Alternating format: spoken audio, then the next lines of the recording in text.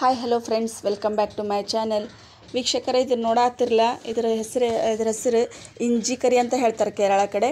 ಕರಾವಳಿ ಕಡೆ ಪುಳಿ ಇಂಜಿ ಅಂತ ಹೇಳ್ತಾರೆ.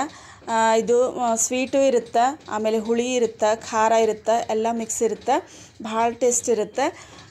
ಹಸಿ ಶುಂಠಿಯಿಂದ ಮಾಡುವಂತಹ ಒಂದು ಮಧುರ ಗೊಜ್ಜು ಅಂತ ಹೇಳ್ಬೋದು.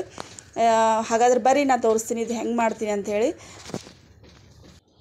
ಇದು ನೋಡಿದ ತಕ್ಷಣ ಯಾರ ಬಾಯಾಗ ನೀರು ಬಂತು ಪ್ಲೀಸ್ ಕಮೆಂಟ್ ಮಾಡೋದನ್ನು ಮರಿಬೇಡ್ರಿ. ಹಾಗಾದ್ರೆ ಬರ್ರಿ ಹೆಂಗೆ ಮಾಡೋದಂತ ನಿಮ್ಗೆ ತೋರಿಸ್ತೀನಿ. ಒಂದು ಪಾತ್ರೆ ಬಿಸಿ ಆದಮೇಲೆ 2 ಚಮಚ ಎಣ್ಣೆ ಹಾಕೋಬೇಕು. ಹಾಕ್ಕೊಂಡು 1 ಚಮಚ ಸಾಸಿವೆ ಹಾಕೋಬೇಕು.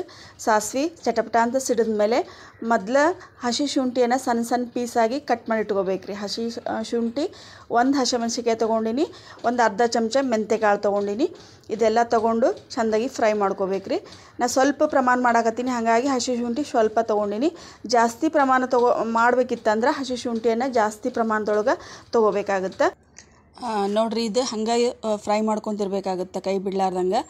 ಇದು ಫ್ರೈ ಮಾಡ್ಕೊಂಡ್ಮೇಲೆ ಒಂದು ಅರ್ಧ ಚಮಚ ನಾನು ಖಾರದ ಪುಡಿ ಹಾಕ್ಕೊತೀನಿ. ನೋಡಿರಿ, ಖಾರದ ಪುಡಿ ಹಾಕ್ಕೊಂಡು ಮತ್ತು ಇದನ್ನು ಚೆಂದಾಗಿ ಫ್ರೈ ಮಾಡ್ಕೋಬೇಕಾಗುತ್ತೆ. ಆಮೇಲೆ ಒಂದು ಅರ್ಧ ಚಮಚ ಕಾಯಿ ಪುಡಿ ಹಾಕ್ಕೊತೀನಿ ರೀ. ಸ್ಮೆಲ್ ಟೇಸ್ಟ್ ಚಲೋ ಇರುತ್ತೆ. ಇದೆಲ್ಲ ಫ್ರೈ ಮಾಡ್ಕೊಂಡ್ಮೇಲೆ ಹುಂಚೆಹಣ್ಣನ್ನು ಮೊದಲು ನಾವು ನೀರೊಳಗೆ ನೆನೆಸಿಟ್ಕೊಂಡಿರ್ಬೇಕು ರೀ. ನೆನೆಸಿಟ್ಕೊಂಡು ಅದನ್ನು ಹಿಂಡ್ಕೊಂಡು ಈ ಥರ ರಸ ತೊಗೊಂಡು ಇಟ್ಕೊಂಡಿರ್ಬೇಕು. ನೋಡಿರಿ, ಆ ರಸ ಇದ್ರೊಳಗೆ ಹಾಕ್ಕೊತೀನಿ. ಹುಂಚೆಹಣ್ಣು ಹಿಂಡಿದ ರಸ ರೀ ಇದು. ಈ ಥರ ಹಾಕ್ಕೊಂಡು ಆಮೇಲೆ ಇದ್ರೊಳಗೆ ಬೆಲ್ಲ ಹಾಕ್ಕೊತೀನಿ ರೀ. ಬೆಲ್ಲ, ಇದು ಪುಡಿ ಬೆಲ್ಲ ಐತಿ, ಕಲ್ಲೇನೂ ಇಲ್ಲ. ಆಮೇಲೆ ಇರ್ಲಾರ ಕಾರಣ ನಾನು ಬೆಲ್ಲ ಡೈರೆಕ್ಟ್ ಹಾಕ್ಕೊತೀನಿ. ಆಮೇಲೆ ಸ್ವಲ್ಪ ಉಪ್ಪು ಹಾಕ್ಕೊತೀನಿ.